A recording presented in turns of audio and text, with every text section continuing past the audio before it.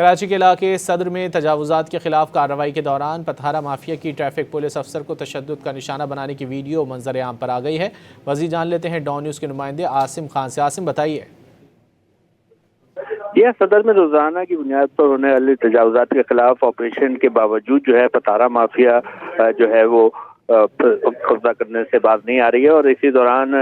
گزشتہ روز ایک پولیس افسر کو بھی تشدد کا نشانہ بنایا گیا ہے، جس کی فوٹیج منظر عام پہ آئی ہے۔ دیکھا جا سکتا ہے کہ ٹریفک پولیس اہلکار نے جب ٹھیلا ہٹانے کی کوشش کی ہے تو اس سے نہ صرف ایک پتھارا دار نے بلکہ دوسرے پتھارے داروں نے بھی بدترین تشدد کا نشانہ بنایا ہے، جس پر پھر قریبی ٹریفک پولیس چوکی اہلکار یہاں پر پہنچے ہیں، جس کے بعد اس واقعے کا مقدمہ